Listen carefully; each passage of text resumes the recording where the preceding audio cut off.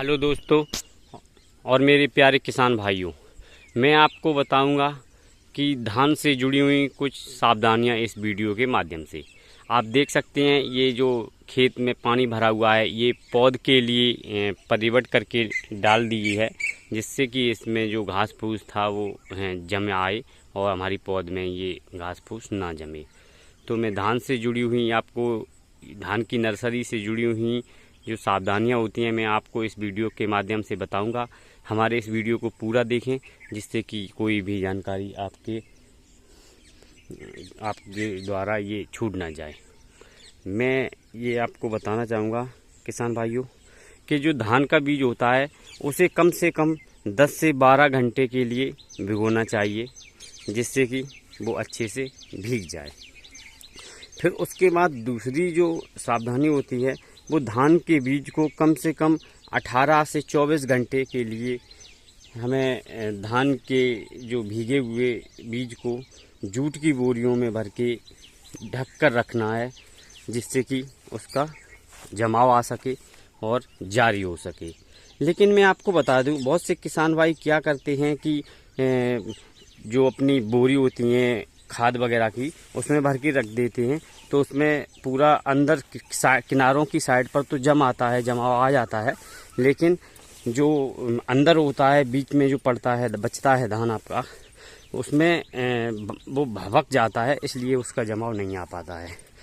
तो मैं आपको बता दूं कि जो जूट की बोरियों में धान भरेंगे, उसमें केवल 15 से 20 केजी ही धान को भरना है और उसे भिगाकर 18 से 24 घंटे के लिए ज़मीन पर लिटा देना है। और जो भीगे हुए बोरे हों उनको उन भरे हुए धान के बोरों में के ऊपर डाल दें, जिससे कि उसकी नमी न चली जाए। उसके बाद धान के बीज को कभी भी पक्के फर्श पर ना रखें। पक्के फर्श पर क्या होता है, उसमें जमाव कम आ पाता है, इसलिए आदमी जो किसान भाई होता है हमारा, वो परेशान हो जाता है। तो पक्के फर्श पर ना रखें, कच्ची ज़मीन पर ही उसे ढककर रखें। उसके बाद में मैं आपको बता दूं, बहुत से किसान भाई क्या करते हैं, जल्दीबाजी में जो बीज होता है धान का, उसे बोने के लिए अपनी नर्सरी में ले जाते हैं, लेकिन ऐसी कभी भी गलती ना करें। कभी भी आधे अधूरे अंकुरित बीज को खेत में ना डालें। जो अपनी नर्सरी होती है उसमें जो कुछ जमाव आ गया है, कुछ अभी जमा ही नहीं है, तो उसे डाल देते हैं, जिससे वो धान हमारा खेत में पड़ा रहता है और ख़राब हो जाता है, जिससे पौध हमारी अच्छी नहीं हो पाती है। फिर उसके बाद ये धान की नर्सरी में डालने से पहले जो हम बीज डालते हैं, उसमें सुनिश्चित कर लें कि खेत में जो पानी भरा हुआ है वो गर्म तो नहीं है। गर्म नहीं होना चाहिए किसान भाइयों, जिससे कि हमारा जो अंकुरित धान है उसके जो कल्ले होते हैं वो गर्म पानी होने के कारण भभक जाएंगे और उसमें जो जमाव होगा वो नहीं आ पाएगा। तो ये चीज़ को सुनिश्चित कर लें कि पानी गर्म ना हो। उसके बाद में मैं आपको किसान भाई बताऊंगा कि धान की नर्सरी जो होती है उसमें जो पानी लगाते हैं उसे ज़्यादातर शाम के समय ही दें। शाम के समय देने में क्या होगा, जो पानी अपना ठंडा ठंडा उसमें लगेगा, तो उससे पौधा अंकुरित होगा धान का अच्छा। और रात में जब भरेंगे शाम के टाइम पे, तो रात में जो पानी होगा वो सूख भी जाएगी ज़मीन, तो जिससे कि उसमें हमारी पौध होती है उसमें पानी भरा नहीं रहेगा, तो जो धान का बीज होता है उसे सड़ने की भी कोई दिक्कत नहीं आती है। लास्ट की जो स्टेज होती है किसान भाई, जब पौध बो ली जाती है, सब कुछ हो जाता है, फिर भी एक किसान भाई हमारी गलती करते हैं कि धान की नर्सरी में लगभग 10 दिन तक पानी ना रुकने दें। यानी कि शाम को पानी लगाया और सुबह जाएं तो पानी निकाल दें, जितना निकल सके उतना अच्छा रहता है। तो धान की नर्सरी से लगभग 10 दिन तक पानी रुकने ना दें, पानी की निकासी की व्यवस्था बनाए रखें, जिससे कि हमारी धान की नर्सरी में पानी जब नहीं रुकेगा तो क्या होगा कि ज़मीन सूख जाएगी, तो धान जो दोपहर में जब धूप पड़ेगी, जिससे कि पानी गर्म नहीं होगा और धान हमारा कोई इफेक्टिव नहीं होगा, जिसमें कोई समस्या नहीं आएगी और वो धान अपना अच्छा से अंकुरित हो जाएगा। तो ये कुछ सावधानियां हैं किसान भाइयों के लिए। तो मैं आपको बताऊंगा कि ये जो सावधानियां उनको फॉलो करें आप, तो आपकी पौध जो होती है धान की नर्सरी वो अच्छी से तैयार हो जाएगी और आपकी जो पौध है वो खेत में लगाने के लिए कुछ जल्दी 20-22 दिनों में तैयार हो जाएगी। लेकिन मैं आपको बता दूं, बहुत से किसान भाई जल्दीबाजी में एकदम ऐसी कदम उठा लेते हैं जो कि उनको दिक्कत का सामना करना पड़ता है, जिससे कि जो पौध है उनकी है वो ख़राब हो जाती है। तो मैंने ये जो सावधानियां बताई हुई हैं उनको ज़्यादा से ज़्यादा फॉलो करें, तो जिससे कि हमें ये अपनी नर्सरी तैयार करने में कोई समस्या ना हो और हमारी नर्सरी अच्छे से तैयार हो जाए।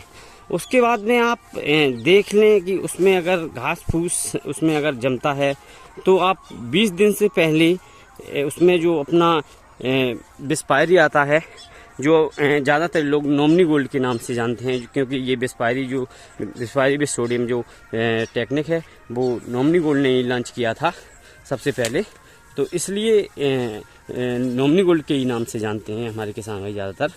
तो उसमें ये नॉमिनी गोल्ड देख ले उसमें कौन कौन सी घास है, उस हिसाब से स्प्रे कर दें 20 दिन के लगभग पर, जिससे कि धान पर कोई इफेक्ट ना पड़े। और एक सबसे बड़ी ज़रूरी बात मैं बता दूं कि जो ये दवा स्प्रे करते हैं घास फूस की हमारी नर्सरी में, तो उस दवा को एक बार में ही डालें, जैसा कि डाल पाएँ एक तार एक से बढ़िया आराम से लगा दें, क्योंकि दोबारा से आप ये चीज़ सोचें हमारी दवा बच गई है या मैं इसमें दोबारा से लगा दूं, इस चीज़ को आप दोबारा से ट्राई मत करें, क्योंकि इससे जो पौध होती है उस पर डबल कोटिंग हो जाता है, जिससे पौध हमारी पीली पड़ने या ख़त्म होने की समस्या आ जाती है। इसलिए हमें देखना है कि उसमें एक ही बार में डालें, और आप डालेंगे तो उसमें नमी बनाए रखें।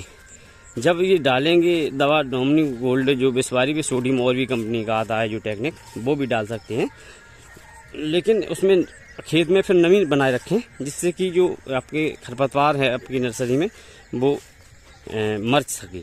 वो पीला पड़ जाए तो भी कोई दिक्कत नहीं पड़ती है। जब पीला पड़ जाता है हमारी नर्सरी में जो उगा हुआ जो घास फूस, तो फिर जब हमारी 25 से 28 दिन की जब नर्सरी तैयार हो जाती है रोपाई के लिए, तब तक वो पीला पड़ जाता है। लेकिन पौध के साथ में अगर वो धोखे से अगर 1-2 घास फूस लग भी जाता है तो उसमें कोई समस्या नहीं आती है, क्योंकि वो पीला पड़ चुका है। वो अगर साथ में लग जाता है तो वो मर जाता है, कोई दिक्कत वाली बात नहीं है।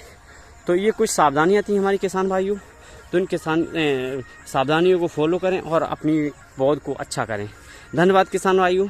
अगर हमारी वीडियो अच्छी लगे तो हमारी चैनल को सब्सक्राइब करिए, वीडियो को लाइक करिए, ज़्यादा से ज़्यादा कमेंट करिए और इसे अपने ग्रुप और अन्य फेसबुक पेज और अन्य प्लेटफॉर्म पर शेयर करिए, जिससे कि आपके ये जो अन्य जुड़े हुए दोस्त या किसान भाई हैं उनके पास पहुंच सके, जिससे उनको इस वीडियो के माध्यम से दी हुई जानकारी को पता लग सके। धन्यवाद किसान भाइयों।